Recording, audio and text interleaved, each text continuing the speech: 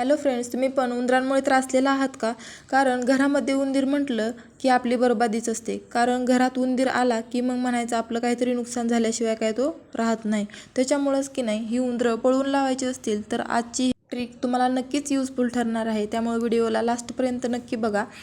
अतिशय घरगुती साहित्य वापरून कुठलंही केमिकल न वापरता घरातलं साहित्याने आपण यांना पळवून लावणार आहोत. तर तुम्हाला हा व्हिडिओ नक्की आवडेल. तुम्ही नक्की हे बघा. आता आपल्या कृतीला आपण सुरुवात करूया.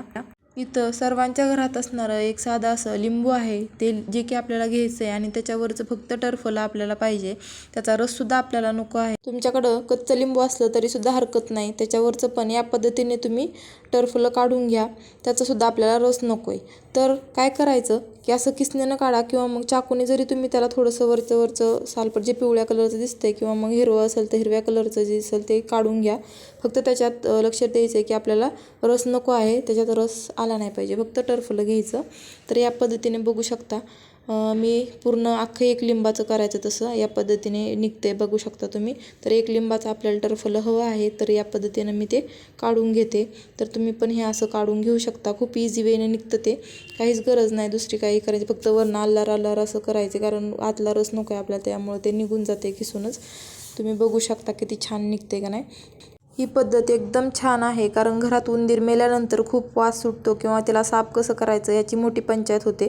त्याच्यापेक्षा हे खाल्ल्यानंतर उंदरं डायरेक्ट आपोआप कमी होतील, कारण ती घरातच येणार नाहीत, ती पळून जातील. त्याच्यामुळं की नाही मरण्याचा हा विषयच येणार नाही घरामध्ये. आपल्याला उंदीर पण नको आहेत आणि ते मारायचे पण नाहीत, सरळ ते बाहेर निघून जातील हे खाल्ल्याने. त्यामुळं हा उपाय तुम्हाला खूप हेल्पफुल ठरेल. तर हे खिसून झालेलं आहे बघा. लिंबू बघू शकता पूर्ण वरच्या साईडने काढलेलं आहे. मी एक अख्खं लिंबाचं टरफलं घेतलेलं आहे इथं. तर एवढं असं झालं आहे माझं. तर एका लिंबाचं पुरेल. जर तुमच्या घरात उंदरे जास्त असेल, म्हणजे ठिकाणं तुम्हाला कुठं कुठं ठेवायचं आहे त्या पद्धतीनं ठरवा. जर जास्त उंदराची संख्या असेल, कुठं जास्त जागेवर तुम्हाला ठेवायचं असेल ना, तर थोडंसं जास्त तुम्ही 2 लिंबाचं वगैरे किसून घेऊ शकता. आता बघू, आता ह्याच्यात मेन म्हणजे जे येणार आहे ते आहे मिरची पावडर. तर लाल तिखट मिरची पावडर आपल्याला घ्यायची. इथं मी 2 चमचे टाकलेली आहे. तुमच्यानुसार घरात किती उंदरं आहेत किंवा किती लहान मोठी उंदरं आहेत त्यानुसार हे घ्या. एकदम झणझणीत मसाला झाला पाहिजे, जेणेकरून ते लगेच पळून गेले पाहिजेत. आणि त्यातमध्ये मी थोडासा कापूरसुद्धा ॲड केलेला आहे. कापूर बारीक करून ॲड करायचं आहे त्याच्यात. तर या पद्धतीने बघा आता ते मिसळून घ्यायचं आहे सगळं मिश्रण. आता उंदरांनुसार ते ठरवा तुम्ही. छोटे उंदर असतील तर त्यांना 2 चमचे सफिशियंट आहे. मोठे उंदीर असतील तर त्यांना थोडंसं आणखीन ॲड करा, म्हणजे मिरची पावडर. आता ह्याच्यात मेन इन्ग्रेडियंट कोणते असतील ना, तर ते फक्त आपलं मिरची पावडर आणि कापूर हे 2च आहेत बरं का. त्याच्यामुळं ते भरपूर क्वांटिटीमध्ये तुम्ही ॲड करा. कमी जास्त केलं तरी काही प्रॉब्लेम नाही. कमी ठेवूच नका, जास्तच करा, कारण त्याने आपला उंदीर लगेच गायब झाला पाहिजे. तर हे छान असं मी मिसळून घेतलेलं आहे. आता पुढची स्टेप म्हणजे इथं मी गव्हाचं पीठ घेतलेलं आहे. बघू शकता. आता ते आपल्याला जसं आपण चपातीला मळतो ना त्या पद्धतीने ती कणिक मळून घ्यायची. आता इथं तुम्ही दुसरं कुठलं पण पीठ घेऊ शकता, बाजरीचं म्हणा किंवा ज्वारीचं, पण बनवताना थोडंसं इझी जातं म्हणून आपण गव्हाचं किंवा मग मैद्याचंच पीठ शक्यतो घ्या. आता आणखीन एक इन्ग्रेडियंट आपल्याला इथं ॲड करायचं ते म्हणजे कांदा. आता कांद्याच्या ऐवजी की नाही तुम्हाला इथं बटाटा घ्या किंवा मग कुठलाही गोड पदार्थ, बिस्किट वगैरे घेतलं तरी चालेल, कोणताही गोड पदार्थ घ्या. कांदा बटाटा चालेल. तर मी ते एक छोट्या साईजचा एक कांदा घेतलेला आहे, तो किसून घेतला आहे. तुम्ही चाकूनं जरी कट केला बारीक बारीक तरी चालेल, पण किसून घेतल्यावर थोडंसं इझी होते, कारण तो मसाला पण व्यवस्थित बनतो. कारण त्याला पण थोडंसं पाणी असतं ना, दुसरं पाणी आपण ॲड करणारच नाही आहोत. त्या लिंबाच्या टरफल्याचं आणि ह्या कांद्याचंच पाणी त्याला सफिशियंट होतं आपल्या मसाल्यासाठी. तुम्ही बघू शकता मस्त मसाला आता मी मिक्स करून घेतलेला आहे आणि पाणी सुटलेलं दिसतंय तुम्हाला. जास्त दुसऱ्या पाण्याची गरजच नाही, ओलावा दिलेला आहे त्या मसाल्याला पूर्ण. आता हात स्वच्छ धुवून घ्यायचा आहे, तसाच हात त्याच्यात घालायचा नाही आहे. आणि ती कणिक साईडला मळून घेतलेली आहे.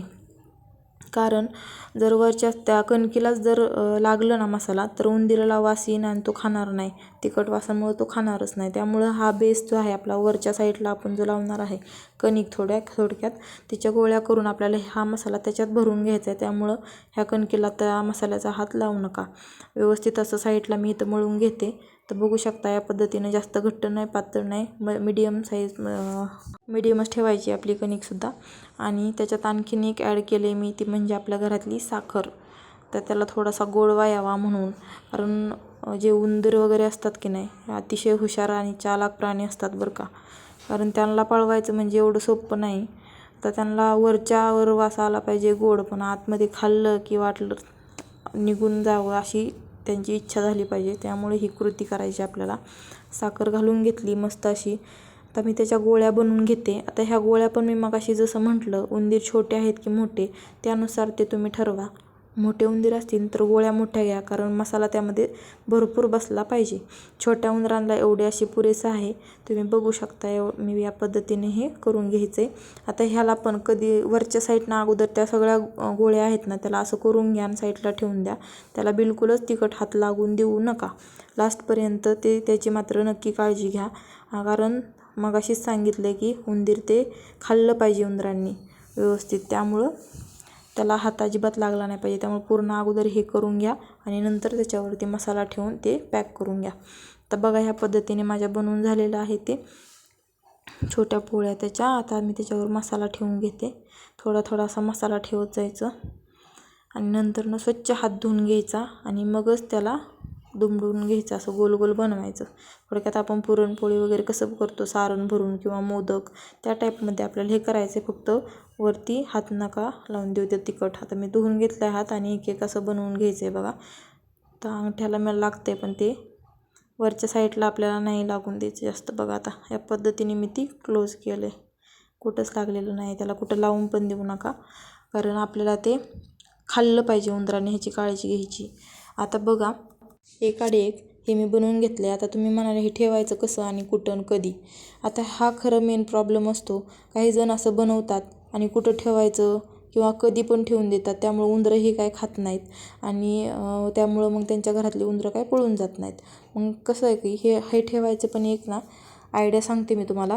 आपण जर कुठं बाहेर वगैरे जात असेल किंवा मग संध्याकाळच्या वेळेला जो आपल्या घरामध्ये आपण कचरा ठेवतो की नाही, तो शक्यतो ठेवूच लावू नका. त्यामुळे उंदरं जास्त येतात. आणि ज्या दिवशी आपल्याला ह्या गोळ्या ठेवायच्यात, त्यांना चारायच्यात, त्या दिवशी तर संध्याकाळी अजिबातच कचरा घरात ठेवू नका.